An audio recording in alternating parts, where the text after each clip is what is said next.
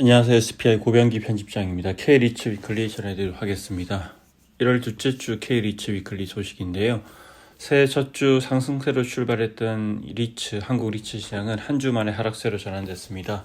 지난주 20개 상장 리츠의 단순 평균 수익률은 마이너스 0.64%를 기록했습니다. 새해 첫 주에는 상승세로 출발하면서 다소 기대감이 높았지만 한 주 만에 다시 내리면서 기세가 꺾였는데요. 작년과도 다소 상반된 흐름입니다. 작년 같은 경우에는 새해가 시작된 후에는 3주 연속 상승 흐름을 보였으나 올해는 작년과 달리 연초의 상승세를 이어가지는 못하고 있습니다. 네, 전반적으로 이제 작년 말부터 미국 금리 인상에 대한 우려가 완화되고 또 올해는 금리 인하에 대한 기대감이 높아지면서 한국 리츠 시장도 회복세를 보이고 있지만 다만 글로벌 리츠 시장에는 미치지 못하고 있다. 이런 평가들이 나오고 있는데요. 아무래도 이제 글로벌 리츠, 미국이나 이제 싱가포르 같은 리츠 시장 같은 경우에는 글로벌 금융위기 이후에 부채 비율 관리에 만전을 기했고 이런 이제 재무구조 개선과 또한 이제 여러 가지 노력들을 기울인 반면에 한국 리츠 같은 경우에는 이런 금리 인상 시기에 재무구조의 취약성이 드러나기도 했고 아울러 해외 자산에 대한 우려 그리고 신규 자산 편입과 유상증자 추진 과정에서 이제 있었던 여러 가지 논란 등으로 인해서 이제 이 복합적인 리스크가 작용하고 있다는 평가가 나오고요. 쉽사리 반등을 하지 못하고 있는 이런 모습입니다. 아직까지는 이제 한국 리츠 시장의 방향성 자체가 아직은 다소 흐릿하다고 볼 수 있는 그런 상황입니다.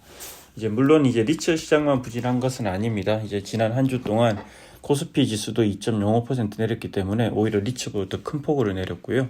특히 코스피 같은 경우에는 8거래일 연속으로 하락하면서 이제 역대 세 번째로 최장기간 이런 하락세를 보였습니다. 이런 걸 감안하면 리츠 시장 상대적으로 선방을 했다 이렇게 볼 수도 있을 것 같고요. 네, 지난주 시장에서 주목했던 거시 이벤트 먼저 한번 알아보도록 하겠습니다. 지난주 시장에서 주목했던 지표는 역시 이제 미국의 지난해 12월 소비자 물가지수 CPI였고요. 이 CPI 같은 경우에는 이제 미국의 금리 인하의 방향성에 아주 중요한 영향을 미치는 지표이기 때문에 상당히 이제 시장에서 주목을 많이 했고요. 이 CPI 같은 경우에는 이제 지난 11일이죠. 현지 시간으로 11일에 이제 미국 노동부가 이제 발표를 했는데요. 작년 12월 이제 미국 CPI 같은 경우에는 전년 동기 대비로는 이제 3.4% 상승했는데요. 저널 수치 3.1% 상승과 월스트리트저널의 집계한 전문가 예상치 3.2% 상승을 모두 상회하는 수치였고요. 저널 대비로도 0.3% 올랐는데 이 11월 수치와 월스트리트저널에 집계한 전문가들 예상치를 모두 웃도는 수치입니다. 네, 작년 9월 이후로 가장 높은 수치였고요. 이 변동성이 큰 식품과 에너지를 제외한 근원 CPI 상승률도 전년 동기 대비해서 이제 3.9% 올랐는데 이 역시 이제 예상치를 웃돌았고 직전월의 4.0% 상승에 비해서는 살짝 밑도는 수치였습니다. 이처럼 이제 미국 12월 CPI 수치가 이렇게 내려왔다기보다는 전년 동기 대비 그리고 전월 대비 상승하거나 아니면 약간 못 미치는 수준에 있다 보니까 다소 좀 애매하다는 평가가 나오고 있고요.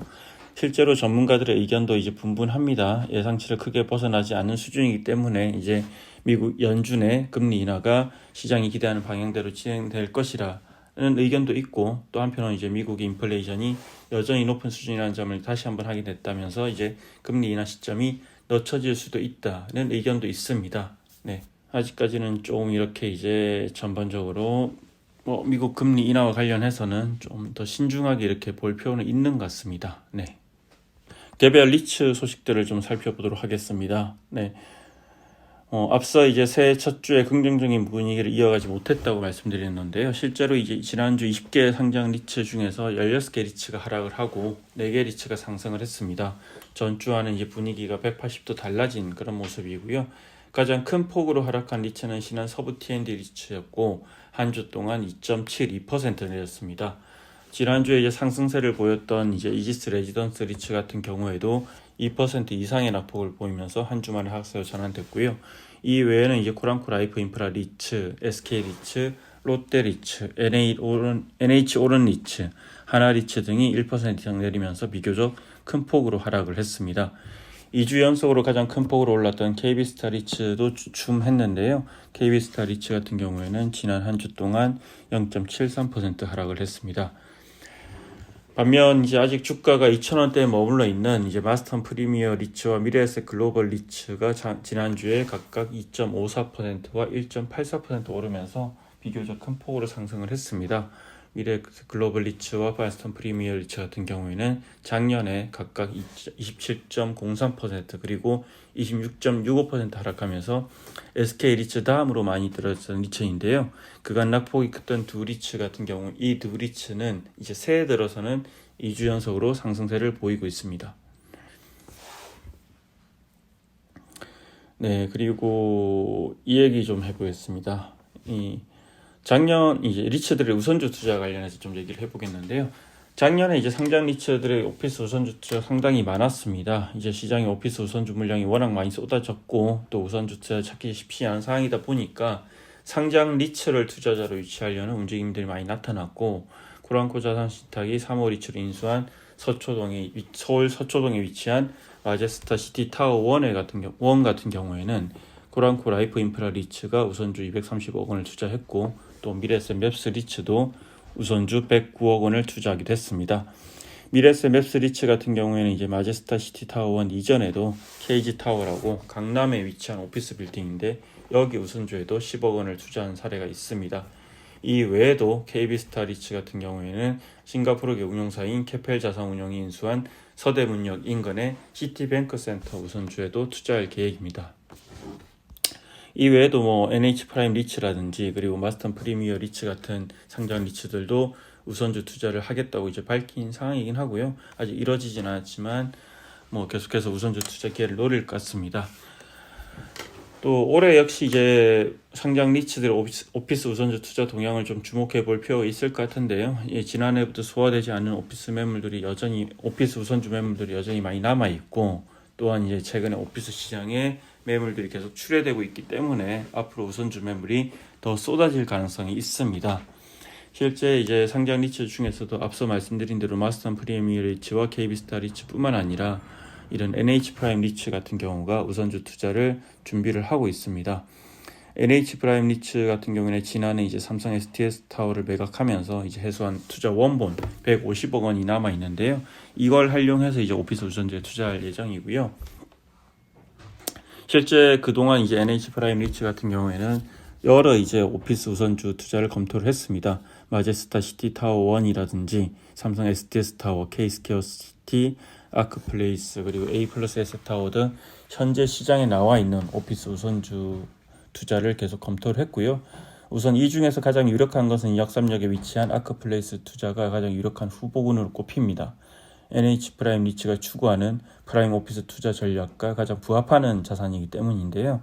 현재 이제 아크플레이스 같은 경우에는 코란코 신탁이 인수를 추진하고 있고 아크플레이스 우선주 투자 수익률은 COC 배당 수익률 기준으로 6.5%, IRR 기준으로 8%의 수준입니다. 네. 조만간 이제 투자 여부가 결정될 것 같습니다.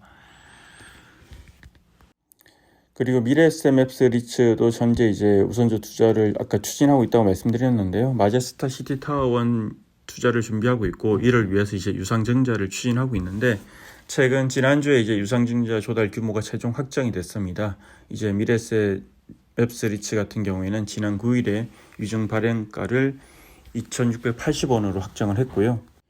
이에 따라서 유증을 통한 최종 조달 규모는 131억 원으로 확정이 됐습니다. 이제 미래에셋 맵스 리츠 같은 경우에는 이 확정된 발행가를 토대로 이제 유증을 추진할 계획입니다. 네. 이제 미래에셋 맵스 리츠는 이렇게 조달한 자금을 바탕으로 이제 총 109억 원을 들여서 이제 마제스타 시티 타워 1 우선주에 투자할 예정이고요. 이 마제스타 시티 타워 1은 이제 아까 잠깐 자산에 대한 설명을 안 드렸는데 2017년에 준공된 빌딩이고 연면적 14,090평 정도 그리고 이 주로 크래프톤, GC 녹십자 그리고 넥슨 게임즈, 올림푸스 코리아 등이 주요 임차인으로 있는 오피스 빌딩입니다. 네, 그리고 이제 신한 알파 리츠가 이제 지난 10일에 작년 12월 월간 보고서를 발간했습니다. 작년 12월 월간 보고서를 보면 이번 보고서에는 이제 12기 이제 주당 배당금 예상치가 언급이 됐는데요.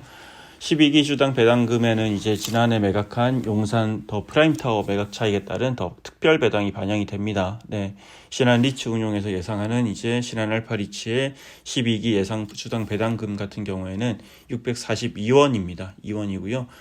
정권가 예상치를 약간 웃도는 수준이라고 볼 수 있을 것 같습니다. 네.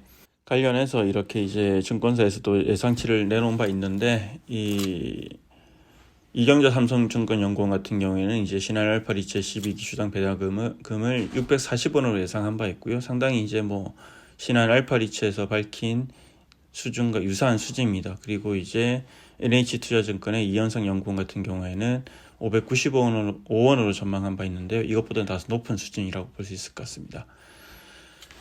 네, 이상으로 K리츠 위클리 전해드렸습니다. 고맙습니다.